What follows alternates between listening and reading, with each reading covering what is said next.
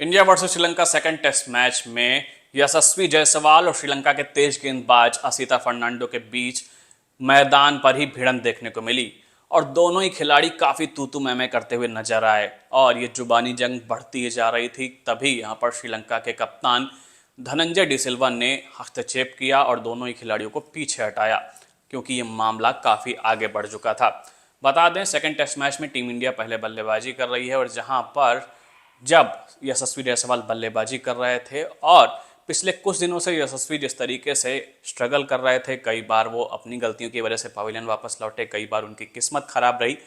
लेकिन इस बार उनकी बल्लेबाजी में ठहराव नजर आ रहा था। 45 रन वो अपनी पारी में जोड़ चुके थे, लेकिन इसी बीच असिता फर्नांडो ने राउंड द विकेट गेंद डाली और यशस्वी जायसवाल को बोल्ड कर दिया।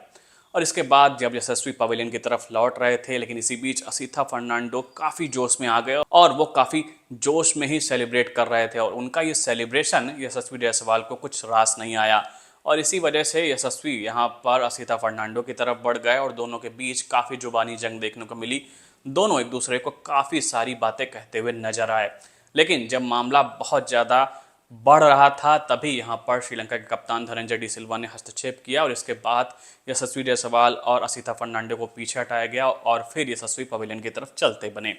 लेकिन कह सकते हैं कि जिस तरीके से India versus Sri Lanka first test match में यशस्वी जायसवाल ने जो स्लेजिंग शुरू की थी और टीम इंडिया को इसकी वजह से काफ़ी फायदा भी हुआ था, सेकेंड टेस्ट मैच में यहाँ पर स्लेजिंग तो देखने को मिली लेकिन विकेट गिर जाने के बाद, क्योंकि यशस्वी जायसवाल अपना विकेट गंवा चुके थे, उसके बाद असिता फर्नांडो जिस तरीके से सेलिब्रेट कर रहे थे और उसी वजह से यहाँ पर यशस्वी और असिता के बीच जुबानी जंग देखने को मिली और मामला काफ़ी गर्मा भी गया था।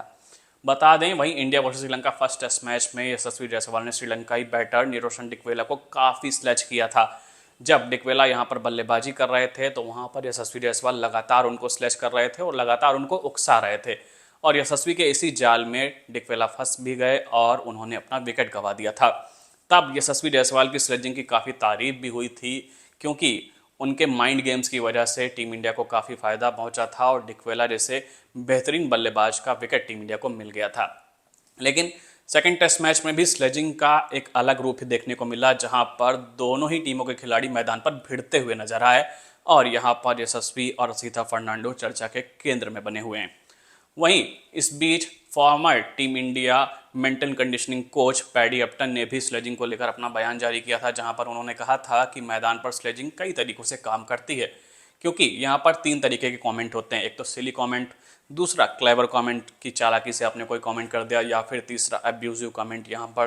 प्लेयर्स जिस तरीके से गालियों का इस्तेमाल करते हैं। लेकिन ये चीज़ें कई तरीके से काम करती हैं कि कौन इस तरीके की चीज़ों को इस्तेमाल कर रहा है और सामने कौन सा क्रिकेटर है। तो कई सारी ऐसी कंडीशंस होती हैं जब आपकी स्लेजिंग यहाँ पर मैदान पर काम कर जाती है और यशस्वी जायसवाल की जो स्लेजिंग है वो फर्स्ट टेस्ट मैच में तो काम करती हुई दिखाई दी थी। अब जब यशस्वी जायसवाल पहली पारी में बल्लेबाजी करने उतरे तो यहाँ पर असिता फर्नांडो का शिकार हो गए। दोनों के बीच काफ़ी तूतू मैमे देखने को मिली। अब देखते हैं इसी मुकाबले में क्या यशस्वी जायसवाल आगे भी इस स्लेजिंग को जारी रखते हैं या नहीं।